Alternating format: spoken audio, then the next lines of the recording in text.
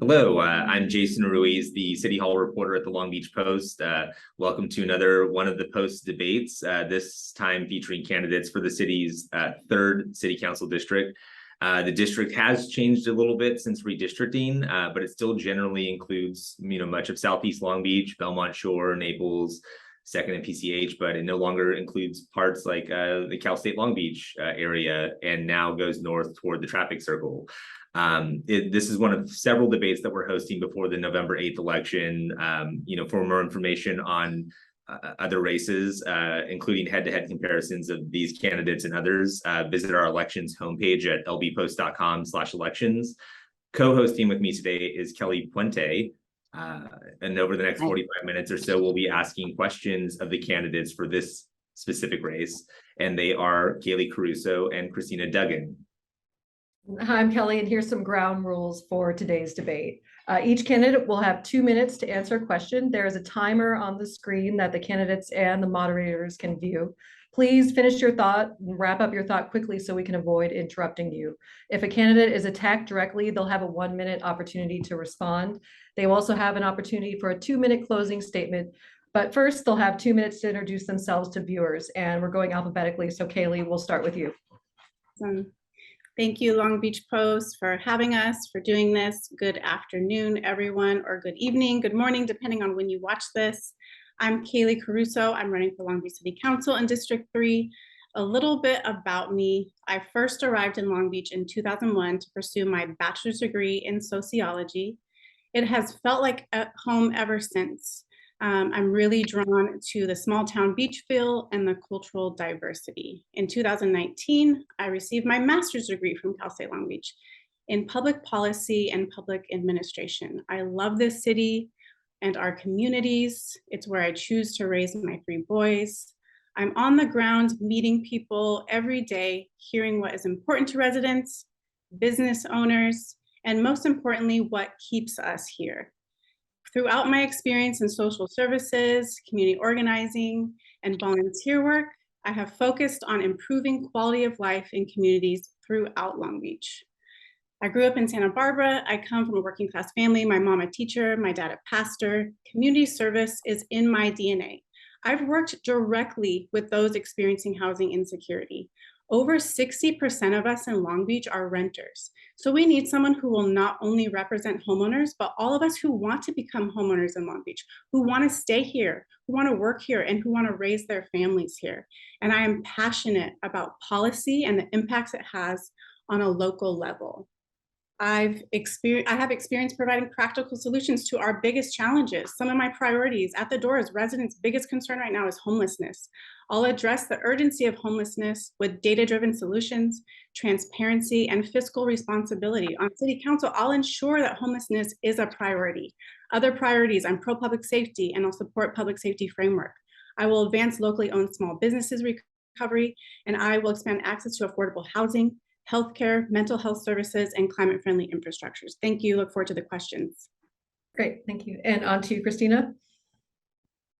Hi, thank you for having us here today. My name's Kristina Duggan. I'm running for the 3rd District City Council seat. I have been a part of this community since 1999, over 22 years.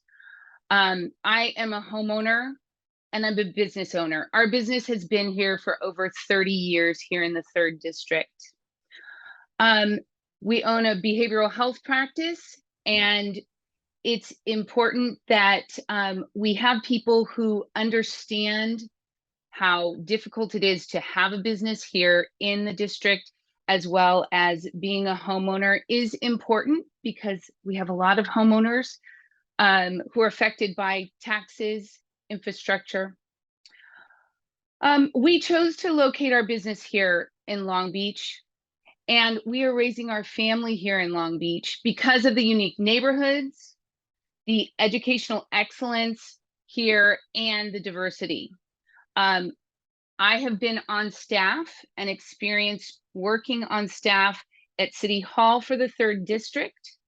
I am actively involved in volunteerism, community leadership, and have been since I moved here to the 3rd District in 1999. We've been homeowners for 23 years. As far as the campaign goes, I was the top vote getter, and I was able to walk almost the whole district. It's the best part of campaigning is meeting people and knowing what their issues are. My issues that I'm going to tackle are crime, homelessness, business development. We have to look at our infrastructure. We have to look at our capital projects and affordable housing. Great, thank you. And we'll start off with our first question, and we're just going to get right into it. The top question I know has been a big concern for residents across the city and the 3rd District: crime, and especially property crime in the area. So property crimes have seen the largest increase across all categories of crime in 2022. How should the city address this issue, and how can it support businesses that have been affected by repeat vandalism? And we'll give Kristina, right, the first, she can answer. Yeah. Yes, year over year, there's been approximately 57% increase in violent crime. Property crime is right up there. We have to support our officers. I have been endorsed by the Police Officers Association because they trust that I'm going to work with the Long Beach Police Department to help address these issues. We need to continue to fill the 100 vacant budgeted positions. I would like to see us incentivize recruits so we can get people to our city, because our training programs it takes 18 months once we get them through the academy. We need to recruit and retain officers for our city. We can then build up our adequate staff so we have quick response times. That's what residents would like. If we can increase the presence of officers on the streets, that is going to address our issues with crime. It's a proven fact. We see more officers on the streets, there is less crime. Beat officers. I've seen them on the peninsula. They're working on 2nd Street. This is community policing, and I want to support and encourage community policing as much as possible. We need policies that hold criminals accountable for their crimes. Without law enforcement able to uphold the laws, there's no incentive for criminals to stop smash and grabs or just walking out of stores with merchandise. Safety needs to be our core value in Long Beach, and that's what I would support. And Kailee, on to you. Can you repeat the question? Yes, property crimes have seen the largest increase across all categories of crime in 2022. How should the city address this issue, and how can it support businesses affected by repeat vandalism? Thank you for this question. Yes, it's very important. The residents have concerns and challenges and just want to feel safe in our communities. I think it's important to name that the crime also looks different in different districts. So we also need to be able to have intersectionality and how it will be addressed differently based on the district. So District 3 has had more petty crime. I personally have talked to the business owners that have experienced vandalism or crime in their business. I met the 2 officers that walked the beat in District 3, Officer Austin and Luke, last week. So we already have officers on the ground who are deterring crime along 2nd Street and Naples and throughout District 3. And they work Wednesdays and Thursdays and Fridays and Saturdays. And we can call dispatch directly and ask for them on those days that they are working. And that's on my website if people want to look at the community resources on my website.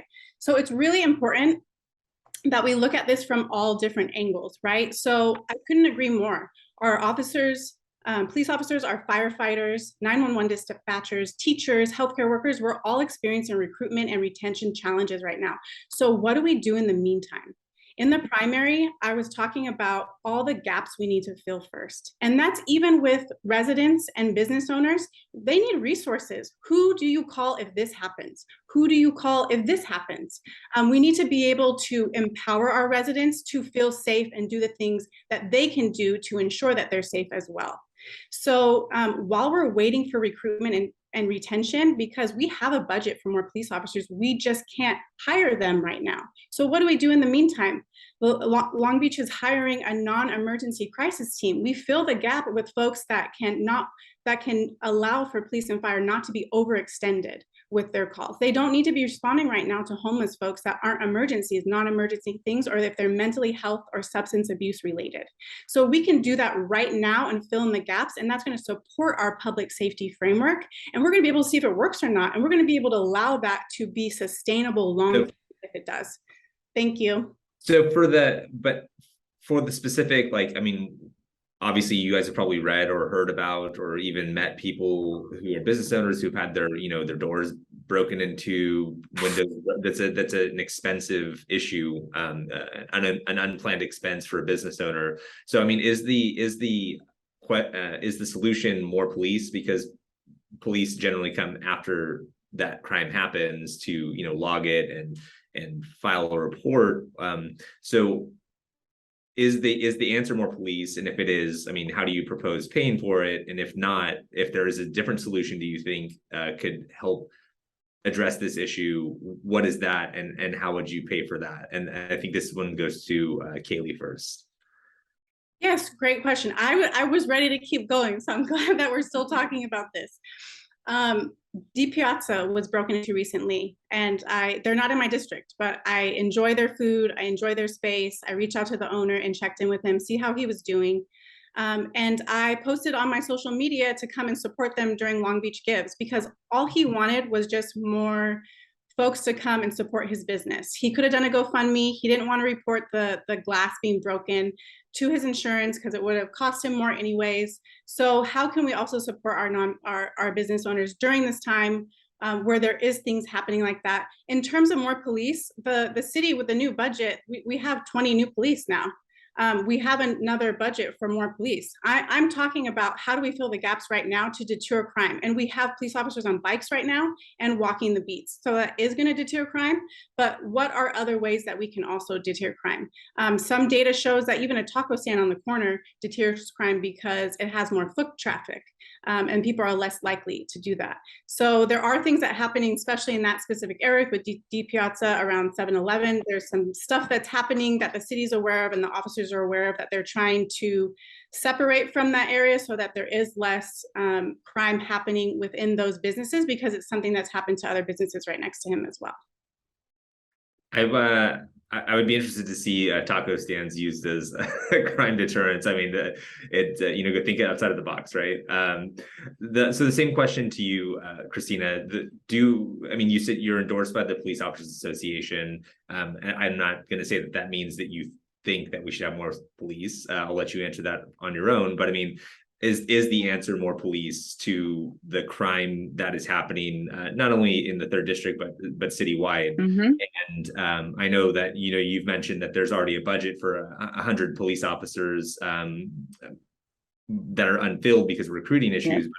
But I mean, are you proposing that we go past that, or what is your take on that? Okay, I think that we need to first look at the 100 positions that aren't filled. I believe if we could recruit over the next 2 to 3 years 100 more officers, which is budgeted, we can't redirect funds out of that budget. We have to make sure it stays in that budget, not for other programs. We need to recruit and retain our officers. We want to have a culture that's going to continue to keep the officers we have. We don't need attrition. Less officers is not going to deter crime. It affects the lifestyle of officers also if they're working too many hours.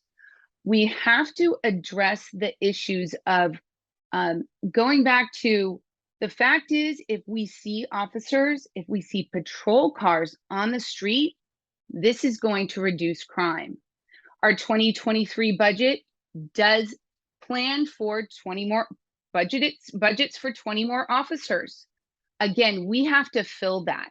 So coming up with ways to fill those positions, and again, and if we need to incentivize like other cities are doing, that's important.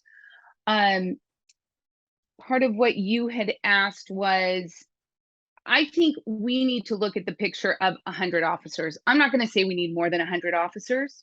We need to fill the positions that we have planned for. This is a distinct difference between my opponent and I, because clearly in the primary, she did not want to increase the budget for police. And there were several interviews where that was very clear. Would you like to respond to that, Kailee? I would love to. I would absolutely love to. So in the primary, I talked about increasing the police budget not being the only solution to public safety. I think the clear difference I'm hearing is she wants to hire more police officers, and that's going to take 2 to 3 years. Our residents at the doors are talking about safety right now. So we need some short-term solutions that are going to support our police officers, support our firefighters. And this is the perfect opportunity to fill those gaps, and our city is already doing that. So it's not about increase or decrease. It's about the leadership in Long Beach knowing the actual root of the challenges and filling those gaps so that we create safety right now. I hear residents saying, I just want to feel safe. I hear business owners, I just want to feel safe. All right, how do we do that right now? Because recruiting officers, even firefighters, even 911 dispatchers, that takes up to 6 months. So that takes time. So I'm focusing on supporting our public safety framework in a comprehensive way, a logical way, and a realistic way. Quick follow up that for you, Kailee. So you're mentioning and I'll give you 30 seconds to respond. What are some of those short-term solutions that you're proposing right now? Yeah, so I named a few. We want to be able to have other folks to respond to non-emergency crises. So our police and our firefighters can respond to emergencies in a timely manner. Right now, people are calling and the police officers are saying, I don't have time, or we can't make it there in less than an hour. We need response times to be shorter for real emergencies. So that's one specific gap that we need to fill in to ensure that homelessness is being addressed and police officers and firefighters are responding to real emergencies in a timely manner. And just before we'll give Kristina a chance to respond, I just want to provide some context for people who might be don't have their head in the budget every year. But the reason why the police budget is often the one talked about is because, at least here in Long Beach, it's been approaching 50% of the general fund, which is the fund that basically pays for everything in the city. Watering the grass at the parks, paying for playgrounds, fixing potholes, etc. So that is why that one is often referenced in terms of maybe we should get that one or maybe not. Anyways, Kristina, if you want to respond to that, and then we'll move on to the next question. I do. My opponent on June 6th, the day before the primary, answered a question: do you think current number of sworn police officers should, and she responded, decrease? As I said before, we have budgeted more officers. We're having a hard time filling those positions. We need to incentivize. We need to support our officers. And that's where we're going to have to deter crime, by bringing on more staff. Well, I think we have a less controversial question coming up that Kelly has for you on parklets. Can I respond to that? We trying to keep it one rebuttal each. Otherwise, we're not going to be able to get through all the questions. And I think that the people watching this are going to be more interested in you guys, getting through all the questions. But so we'll just try to let's keep that in mind. Just one rebuttal each on each question. We've spent some good time on this issue. So yeah. All right. Another issue that's been a big one on 2nd Street in Belmont Shore is parklets. Parklets have been somewhat of a polarizing issue. Businesses have been able to use them to survive during the pandemic, and some of them look really nice out there on 2nd Street. But some residents have opposed them because they take away parking spaces, and they can be a little bit of a hazard if they're too far out in the streets. And some temporary parklets were recently extended up until January. So what's your stance on parklets? Do you think that we should maintain them on 2nd Street or have more? And I think we're starting, are we starting with Kristina? Okay, yeah. All right, parklets. Like I said before, I've lived here since 1999. I have seen Second Street change so much. I know that early in 2012, there was some talk about adding parklets. In 2018, the council did approve an ordinance that would allow parklets to become permanent for outdoor dining. How great is it that those restaurants were able to put temporary parklets in and survive the pandemic? Now, here we are with residents and businesses. What have we done to really find out how many businesses? So now this is for Second Street. It would go for Naples too. We need to do outreach that is very specific to this. We're getting too many opinions. We need to know the voice of the people. That is going to be my job as council person, to make sure that we are able to reach people, they engage, and find out what they really want for Second Street and Naples. I think that based on the feasibility studies, there are certain parklets that were able to continue to stay. There have been more applications for permanent parklets. There's a lot of safety issues for pedestrians, for cars, for traffic. We just need to follow this fair process, ensure safety, and review the parking impacts. I do want to bring in an urban planner who says there's more parking. This could help us if, in fact, we move forward with the parklets, which add to our Second Street and Naples, but we have to hear the voice of the people. Really quick though, before Kailee answers the question, do you support them personally? I like the parklets. I do not want a lot of parklets. I think it takes away from parking, absolutely. But it adds to the charm and to Second Street and Naples being a part of that economic engine. They're able to bring in more people.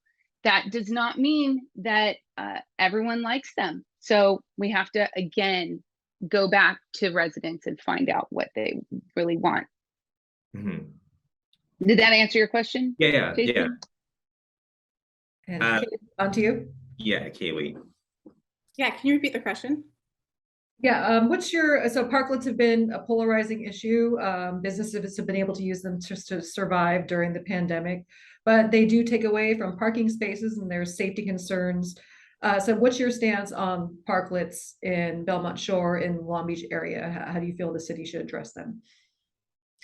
Yes, thank you for the question. Again, I think it applies for different districts and corridors of if the parklets are functional, safe, or not. So we definitely are looking specifically at District 3, and I'm really grateful for them being able to be temporary during COVID and support our small businesses. We all appreciated it. I lived close to Second during that time, and it was very accessible to be able to get outdoors and enjoy community again. So in terms of the temporary parklets continue to be extended, I think that's where the tension lies. Residents were being told that they were temporary while businesses were being asked if they wanted them to turn into permanent parking. So I think at a city level, we can do a better job about being transparent, really getting profound feedback from the residents in terms of surveys that are not biased to maybe what the city wants or what specific folks want. So I think that part is crucial because we haven't fully engaged the residents. So the neighborhood associations throughout District 3 are being asked right now about it. Coastal Commission is going to have the final say. If they do become permanent, I think that they'll have to fall into the regulations of the size, because when they're temporary, they're not. They need to look a certain way. So there needs to still be regulations and checks that we need to be able to assess if that changes at all. So I'm not supportive of continued extensions of temporary parklets. I understand the process has been really hard for businesses too. The city hasn't made it easy for them. It hasn't been a streamlined process. So we just have to do better with that. And we have to ensure that we have a process that's simple and easy, and especially for the businesses too. And I want to decrease the tension between residents and business owners. Residents want to know, residents want to support our businesses. They want them to do well. So all residents want is just their quality of life to be valued, and business owners want that too. So we also need to not allow there to be tension and rebuild. And I'm running out of time. So I'm supportive of permanent parklets if the Coastal Commission approves them. We just don't know if they will. And I'm not supportive of every single business having one, but we'll see what happens. Great. Well, even before Parklets, parking was an issue in many parts of the 3rd district. And the current council person has done a number of things to try to address that. I forget if the red curb painting audit ever went anywhere, but she was trying to get, you know, some of the red curbs that are a little bit maybe bigger than they need to be shortened to add parking spaces. I know there was the road diet down on Ocean that wasn't popular with everybody. What kind of solutions are you guys looking at to try to add parking to the, especially to the areas of your district that need it? And this is to Kailee first. I think I'm trying to look at how we decrease parking than add parking to our community. It's already congested. So how do we find solutions to encourage folks that especially live in Long Beach to walk, to ride bikes, to take public transportation? Susie just initiated, and the city initiated, the shuttle, and that will be in effect soon, and we'll be able to see how that works. It's like our own private Uber driver that we call. So I look forward to doing that first before we talk about more parking. We need to look for ways that we have more long-term sustainable infrastructure to support our climate. We're a coastal city, we're really close. We need to decrease our greenhouse gases, not increase them. So I want to look for solutions to encourage folks to be more active and get out there and make it accessible and easy before we increase parking. Okay. Kristina, do you have specific plans about parking, or and if you do, please share them with us. All right, great. Parking has always been an issue, as you said. Everyone struggles. I know some people are like, I'm not going to go to 2nd Street to get my, you know, buy clothes or go to a restaurant. They want to park easily. The Parking Commission has worked very hard and tried to come up with solutions over the past 20 years. I would like to revisit some of those, but I also think urban planners really do have ways to come up with more parking. I want to bring in urban planners to consult with them to see what we can do. I want to look at parking lots that are underutilized in the evening when businesses are closed.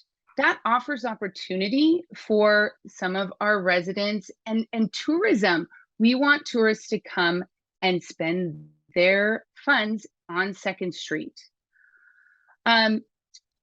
Also, we want Uber and Lyft. We want ride sharing to be a part of 2nd Street.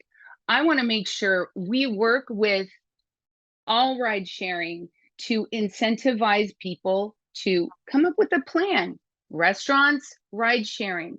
We need to bring people in, bring them together, don't have them bring their car. And then, of course, the mobility part of our plan in Long Beach includes a lot of biking. I do like the idea of biking and walking. We need to encourage more people to do that. I'm not sure how to incentivize people to ride their bike, but we do need to come up with some more solutions for parking.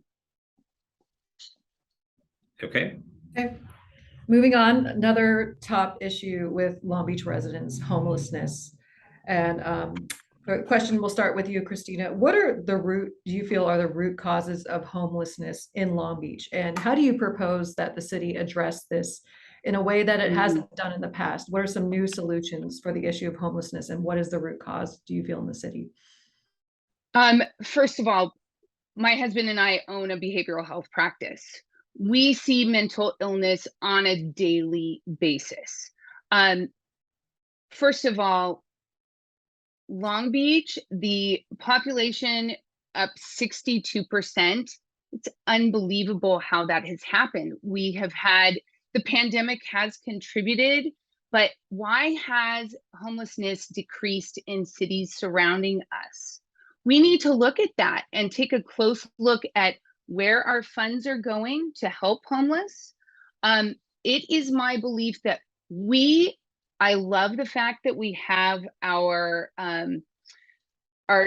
hotels that we purchased and we're housing. We need to do that. But if we just house the homeless who are struggling and we don't offer a treatment program, they are just going to go right back out on the street, live back down on the river. If we don't have a treatment plan for those who have mental illness, the substance abuse, there are so many different levels of homelessness that we need to address.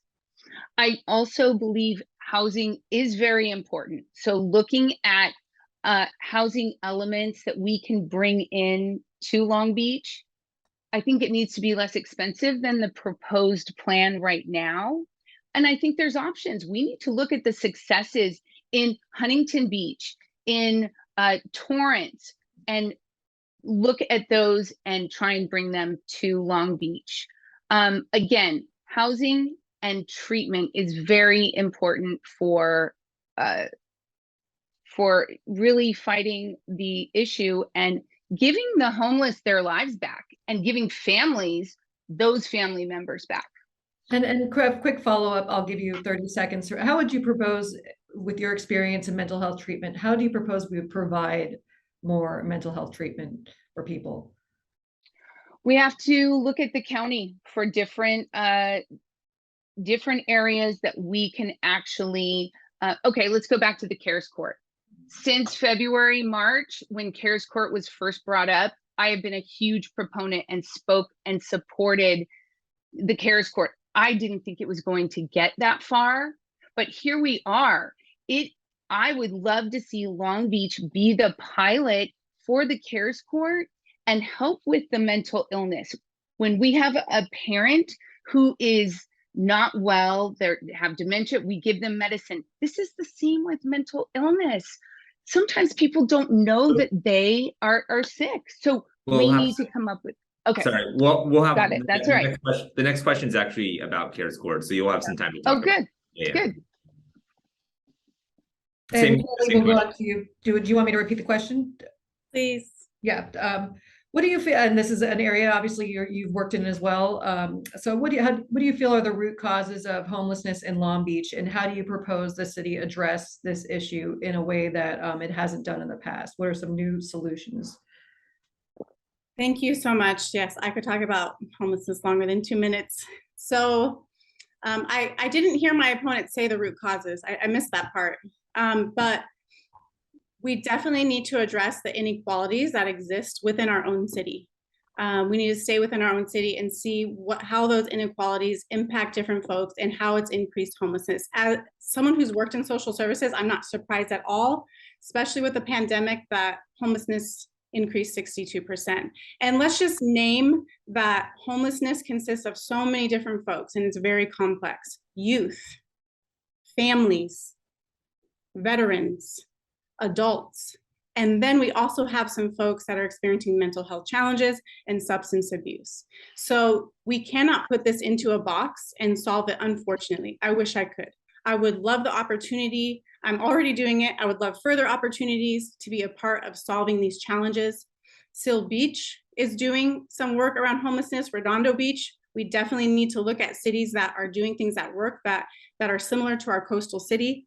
But some of the root causes, right now there's a life expectancy gap in Long Beach, just based on the zip code you live in.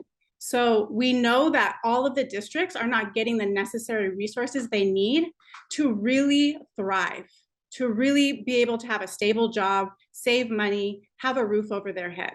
And we learned from the pandemic that folks are just a paycheck away from homelessness. And we have to name those things because before COVID, people weren't talking about it. So it's destigmatized, it's more normalized now. So I look forward to being a part of this process in terms of what we do around homelessness. I'm definitely a housing first person, and we need resources, because when we provide resources and we have outreach, I know I'm out of time, I'm just finishing my sentence, then we will be able to short-term keep folks safe on a day-to-day basis and ultimately keep our community safer. And Kaylee, I'll give you a 30-second follow-up because I gave Kristina. So what's one area that you feel that could really just pick for one area that you feel could use the most resources right now that you would like to see an immediate change? Yes, so with the new budget proposed, we have $77 million going towards housing services, right? So I think one of the root causes is we have had population increases and we have not had housing increases.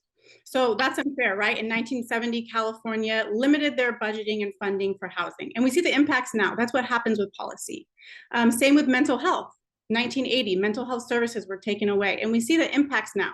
So we need someone that can fill in the gap short term, and those are resources, those are accessibility, those are outreach folks that can build relationships and move homeless folks to the next spot that they need to go. Long Beach can do a much better job with data.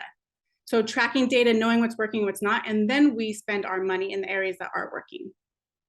okay, Kristina, did you want to, you have an opportunity for a rebuttal if you wish. If not, we can move on to the next question. No, I'll take my time. You know, I love the fact that our budget is increased for more outreach with reach officers, quality of life officers. We have to continue with reaching out, but that's part of housing and treatment. We just need to keep with programs. I've been talking with advocates who are working on the street. They are face to face helping people get off of the street. And I want to continue to understand this process. I think Long Beach offers great wraparound services for those who are short a paycheck. They've lost their job. They can't afford housing. Long Beach and the Multi-Service Center does a great job for people who take those services and know to go get them. So no, I think we're just in the process, like much of the United States, trying to solve this problem. Her, I don't want to call it an attack, but her reference to you was about you not talking about the root causes. I mean, you mentioned some things right now. So, I mean, is it an affordability issue that is one of the root causes, or what is your? My take on, I think root causes is it's definitely there for mental illness, substance abuse, as she mentioned, youth. There are issues that they have been building up, but I don't know if the city of Huntington and Torrance, I think they're trying to be proactive with things that are going to help right now. I'm looking for proactive solutions that residents and businesses want now to help them. So the next question actually is, you had mentioned it earlier, CARES Court. I don't know if it's a solution. It's definitely a new tool that cities will have. And as I understand it, Long Beach, it may be a while before Long Beach actually implements it. But I mean, what is your view on CARES Court, and how impactful do you think it will be? And then this one goes to Kristina, correct? I think so, yeah. No, is that right? Kaylee. Okay. Yeah. Kaylee first. Great, yes. I was hoping we were going to talk about CARES Court. So love this opportunity. I am a fan of us implementing programs that support mental health services, and especially folks that are over 18. It is difficult. I've worked with them directly in terms of encouraging folks to get services and assistance, and what that looks like. So in terms of the care courts, I think it's something that looks good on paper, and it's something that politicians right now are talking about, but we don't yet know the implementation and how it's going to be implemented and if it's going to be well. I find it interesting that we put care in front of courts, because I just want to name that a lot of people who have experience with the court system, it not always perpetuates care. So as a city councilwoman, I'm going to ensure that it does. And I'm going to make sure, I'm going to double check if it's implemented well and if it's working. And I think the biggest gap right now, if it comes to Long Beach and LA County, is where are they going to go? If the judge does say, hey, you do have mental health, I do think you're deemed to get mental health services. Do we have a mental health hospital that has capacities right now and is functioning well in Long Beach to be able to do that? So that's my other concern in terms of gaps. Right. And just to give some context, so, you know, I know you guys probably know what CARES Court is, but to everybody watching, it's a new state law that was signed into effect by the governor recently. And in so many words, it will allow certain people, you know, usually people who are like eligible to be 5150 to be placed into a long-term treatment plan if a court decides that that is, you know, the course of action that they need to be put into. And there have been some concerns about, you know, people's civil liberties being violated through this process, but we, like Kailee said, don't know how it's going to be implemented yet. So if you were done, Kailee, we'll move to Kristina for her answer on her position on CARES Court and the impact you think it could have in the city once it does get here. As I said before, I am a huge proponent of the CARES Court. I was really happy when it did pass through the state. I was kind of surprised because I was more worried about legislation, feeling that it was going to attack civil liberties. But again, going back to if a person does not, if they're unable to make decisions themselves, we can't let them lose their life, they don't know, if a person, again, has dementia, we give them medicine so they are able to function as much as possible.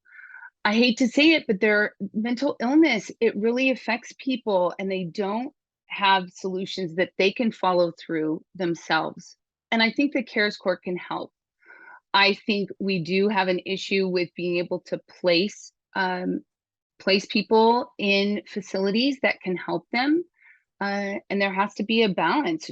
LA County has facilities, Long Beach does not. Are we going to be able to provide a facility? I don't know. But I do think that CARES Court would be a good step. I think it's going to take years to implement this program, but I'm a proponent of it. Great. Great. On to the next question. As a resident of the 3rd District, I walk down 2nd Street all the time, and I've noticed this myself, business closures and a lot of empty storefronts along 2nd Street. It's been an issue for many years now. So business closures have increased along 2nd Street. What would be your plan to draw back businesses to 2nd Street, Belmont Shore, and especially small businesses? And I think we're starting with you, Kristina, for this one. Yeah. As a business owner, I know the challenges of owning a business. So first of all, we need to streamline the process, cut through the red tape of business development services. It's taking too long. People are choosing to not come to Long Beach and bring their business. I know that the budget for 23 has increased some staffing, which is wonderful. But we need to make sure people can get their business licenses, they can get their permits, they can get their inspections in a timely basis, and we need to make sure that fees are reasonable. I've compared fees in cities throughout other coastal towns, and our fees are higher. It makes it so we are not encouraging new business here. Second, we need a consultant. We need a professional who's going to look at our business districts, whether it be in the 3rd or elsewhere. And we need to have someone come in and help us recruit businesses. 2nd and PCH has done a great job, but they're a professional. They brought in businesses as part of the development. 2nd Street, we have been there for so long, 40 years. We want things that we want to walk down to 2nd Street and go shopping and get a gift and go to dinner and bring our kids. I want to make sure that we market Second Street and bring in someone to bring in businesses for everywhere we're lacking. We have vacancies. I mean, we want to make it friendly for people to go down to Second Street. I will also have a business liaison on staff, as Lisa West is. Great. And Kailee, for you?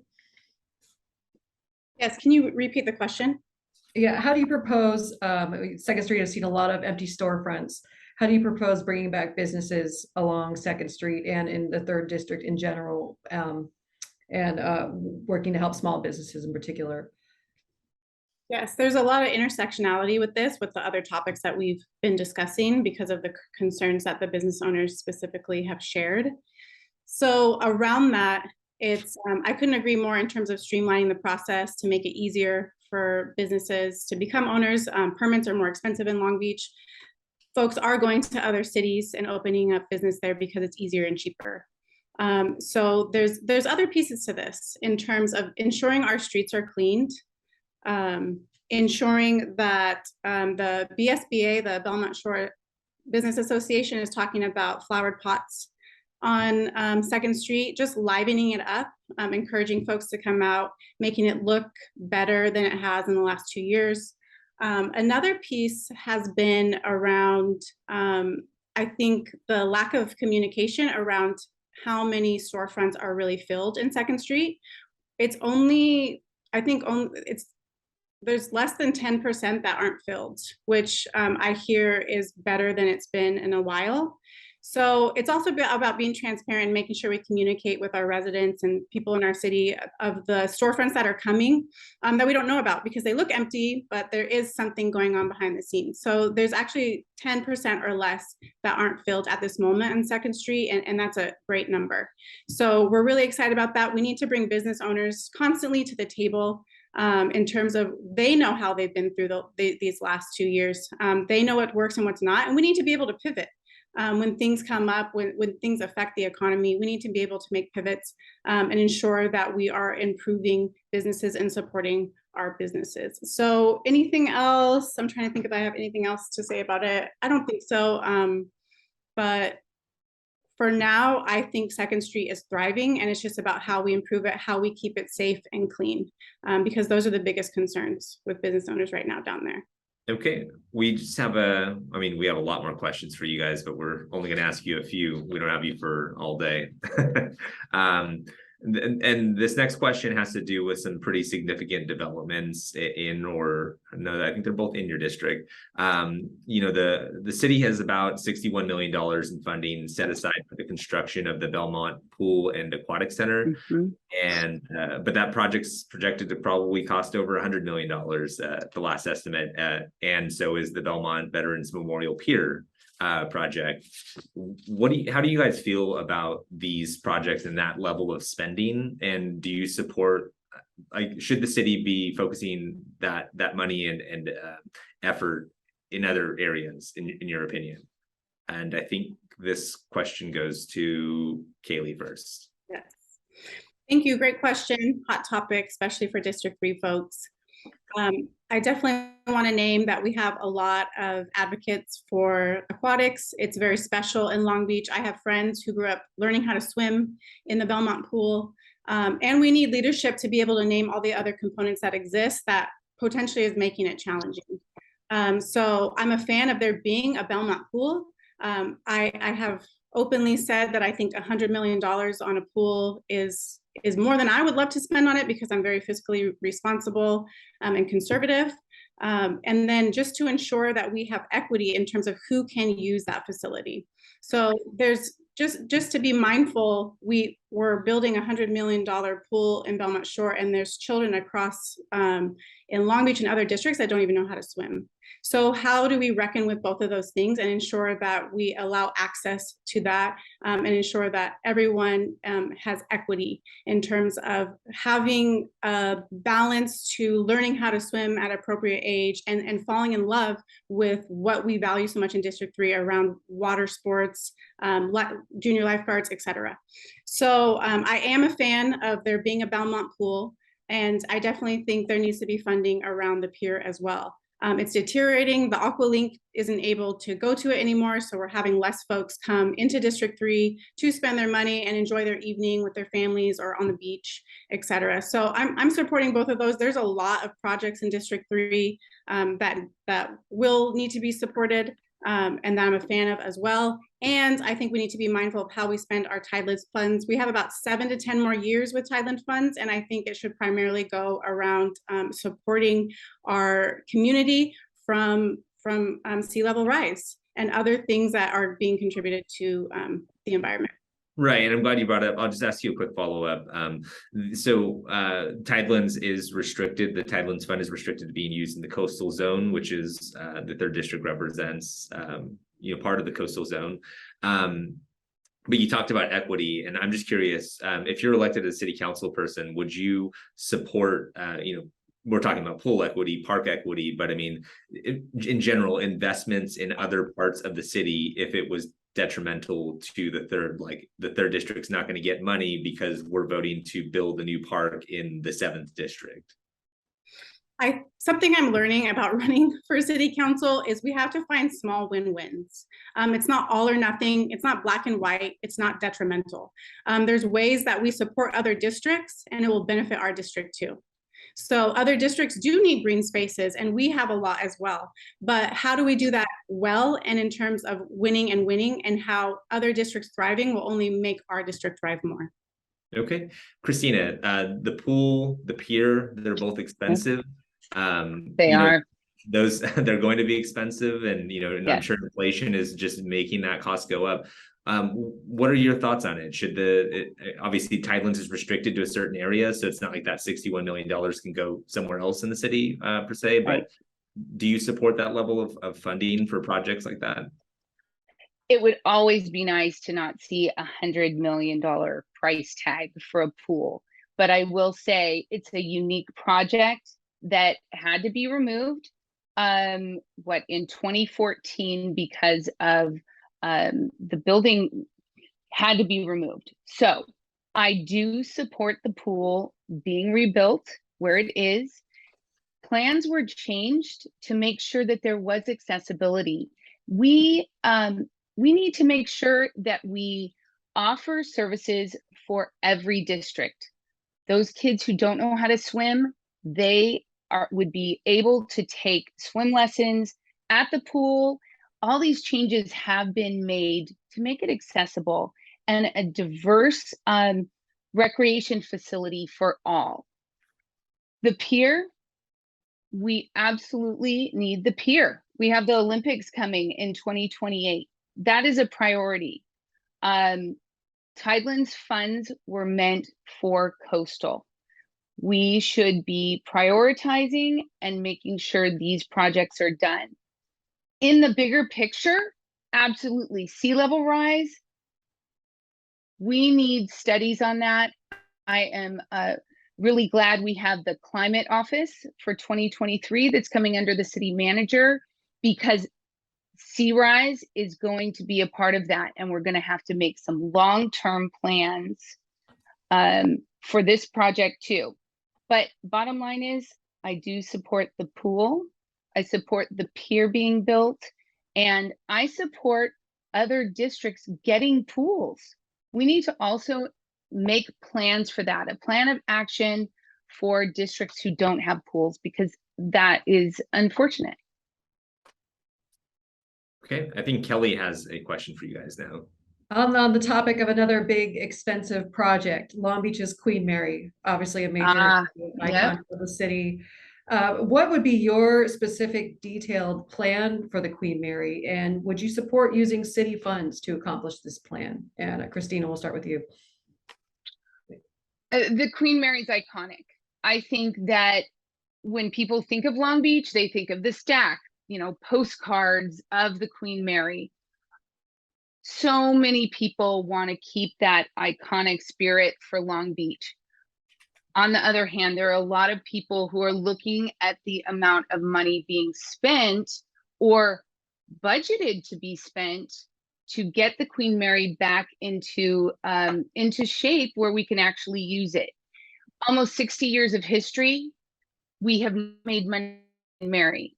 Now, as an iconic tourist spot, that would be okay, but we aren't even drawing tourism to the Queen Mary to make money. We've had a lot of failed consultants and projects that have they've cost a lot of money regarding the Queen Mary. I think that we need to prioritize as a city council this project. I don't think it's been prioritized. It needs to be a focus on what we're going to do, and we need to get the voice of the people. We need to know what the people of Long Beach really want. What personally would you like to see happen with the shift? Oh, from the research that I've done, I've talked to a couple of maritime companies, and the concern, you know, some people are saying, let's move it off of the coast. You can't move the Queen Mary. It's going to crumble. I would like to come up with a way to keep the iconic nature of the Queen Mary. There are so many things about that we could make a visitor center. If someone can come up with an idea that would work, that wouldn't cost millions and millions of dollars to first reinforce and rebuild, and then maybe bring in a hotel people have talked about, that would be fine if we can make it successful. I think personally, I love the Queen Mary, but I think we can make a great visitor center based on the Queen Mary. Okay. And Kailee, on to you. What would you like? What's your plans for the Queen Mary, and what would you believe we should use city funds? Yes, so this is a hot topic. It comes up all the time, the Queen Mary. So I just want to explain that I agree, it's iconic, it's symbolic to Long Beach, and we can hold space for a lot of different things to coexist, and it's costing us a lot of money. We don't want to spend taxpayer dollars on it. I feel like we're making decisions right now with band-aid solutions, and then it's only costing us more money. So like I mentioned, I'm very fiscally responsible. I want us to have a comprehensive plan in place of how we really navigate this. So I again want to see what the residents and constituents of Long Beach think. There should be a comprehensive survey that comes out of what our community thinks of what it should look like. I've seen and heard ideas far as, yes, let's put more money into it from private funders and donations, not the taxpayers' money. And let's see if we can revenue money from it or generate money from it. But I've also heard, like, what if they had laser lights that showed the Queen Mary so it still existed at night? I've heard all the ideas. So I think we really need to sit at the table. We need professionals. We need a survey. We need to know what the community thinks. And we need to have a comprehensive long-term action plan so we don't waste any more money. Okay, if you guys don't mind, we can do one more question if that's okay with you guys. I have a 2:15, so if we can. All right, let's do it. That's fine. Let's do it. And it's important because, you know, you guys represent the 3rd district, but you're going to be voting on citywide stuff. Housing affordability is an issue citywide. The city council passed an inclusionary housing ordinance that requires affordable units to be built, but only if they're built within downtown and along the Long Beach corridor, Long Beach Boulevard corridor going up to the 405. Would you be supportive of revisiting that if you become the next council member to expand it to, you know, say District 3, District 4, District 5, so that when these new housing projects go up, they have affordable housing units in them and they're not all market price, market rate. Maybe we can make the Queen Mary affordable housing. I don't know. So I think this one goes to Kailee first. Yes, affordable housing is so important.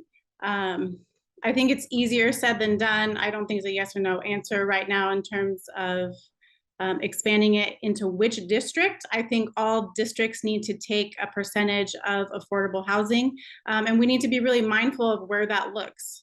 Ensuring that it's by transportation, that it's in walking distance of food, et cetera, because that's really important in terms of affordable housing.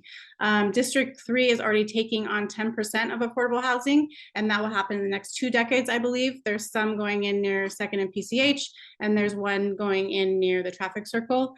I've heard people talk about the community hospital, whether that stays an emergency room, and potentially could be affordable housing in that area as well. So I'm definitely open to the idea of what it could look like, but we need to be mindful of our residents and congestion and all those things, and do it well. And then definitely build relationships with those other city council members and do the same thing in the other districts. How will it look in those areas? I know District 4 and District 5 do have a lot more space in order to take on affordable housing.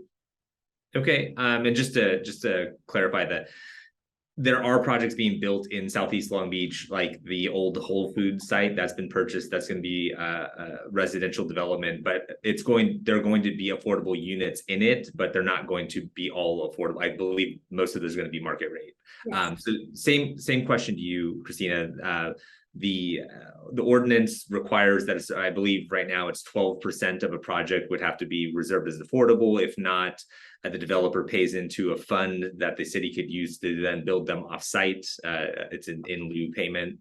But right now it only applies to downtown and the Long Beach Boulevard corridor. Would you support looking at that again to say, like, maybe if there's a new development in the, wherever, the 5th district, that it should it be citywide, I guess, is what I'm getting at. If that's going to be a requirement, I think that the city needs to incentivize developers to offer the affordable housing in their development. There was reasons why it was put in certain districts, and the 3rd district is taking on 10% for affordable housing over the next decade. But I don't know, without incentives, if developers are really going to come and build here. We need the affordable housing, we need the developments, but I don't know if I would support that. Okay, well, I know that we are running late or running over, but you guys both have an opportunity to give a closing statement if you'd like, and I believe Kristina is up first. Well, I want to thank you for your time today. I think it's great that we have this opportunity to answer questions so people can get to know both of us and our stances. As a business owner, homeowner, a longtime resident, community, involved with the community for so long, I'm invested in our community. I want to bring people together on council. I want to offer a voice to the 3rd district and a feedback loop by offering staff that's responsive and staff that's hands-on. We want to have open communication with residents, businesses, stakeholders to make sure that I hear residents' voice and am able to take that to council. On a bigger level, I want to support Long Beach because it's a great city. And as one of 9 to help make decisions, I want to have a plan of action and learn about everything that we can make a difference with our city. I have been endorsed by 3 former 3rd district council people. I've been endorsed by former Mayor Bob Foster, former Supervisor Don Knabe, the Police Officers Association, the Long Beach Area Chamber of Commerce, and BizFed. They know that I can hit the ground running because of my experience in business, budget management, real estate, just leadership because of my volunteer work. There are so many ways that I want to help this community and can help this community because of my experience. Thank you again. Great. And Kailee, your closing statement. Yes. Thank you all. This has been lovely. Really appreciate the thoughtful questions and this opportunity just to share more about each of us. I decided to run for city council because, especially after the last 2 years, we need leaders with courage to have difficult conversations, to make tough decisions with an equity lens and with the relevant experience to face our biggest challenges today. District 3 deserves strong leadership that supports all of our neighborhoods in District 3 and that brings our communities together. I don't know anyone in City Hall previous to this. I'm an independent thinker. I value relationships, accessibility, transparency, working together to solve problems. And I have overcome challenges in my own life. So I'll be a fighter for District 3 in Long Beach. Long Beach is going through an exciting period of civic engagement and political rejuvenation that will set the course of the city for decades to come. We want to move forward. We don't want to go backwards. Even though this race is nonpartisan, at the doors, voters want to know what party we're with. I'm the only registered Democrat running in District 3. I'm endorsed by the Democratic Party and local clubs. With that said, I'll be pragmatic and work with all stakeholders. I appreciate strong support from current local elected officials that we'll be working with: Long Beach firefighters, Long Beach city workers, nurses, local teachers, business owners, LA Federation of Labor, and most importantly, voters. So I am passionate about serving the community and being a voice for the people. I'm a qualified candidate running for District 3 and will ensure our biggest challenges are addressed, our small businesses are supported, and our quality of life is a priority in City Hall. Throughout my life, I've been able to fight for my family and myself. I've shown up, and that's just a reflection of what I will do for each of the residents in District 3, our families, our communities, and our businesses. So thank you for your time. Ballots drop next week. I would be honored to have your vote for City Council. If you want to learn more about me, please go to KaileeCaruso.com. Thank you. Great. Well, thank you everybody for tuning in. I want to thank the candidates, Kristina Duggan and Kailee Caruso, for joining us and giving us more time than we had originally asked for. Remember, the November 8th election is approaching quickly, and some of you may have already received your vote by mail ballots by the time you watch this. Everybody's going to have the opportunity to vote for mayor. People in the 3rd district are going to be able to vote, but between these two ladies on screen. There are also 4 citywide ballot measures that are on the ballot for this year. So it's a really important election. For more election coverage that we have, make sure to visit our lbpost.com elections page. And for Kelly Puente, I'm Jason Ruiz. Thanks for watching, guys. Thank you. Thanks, everybody.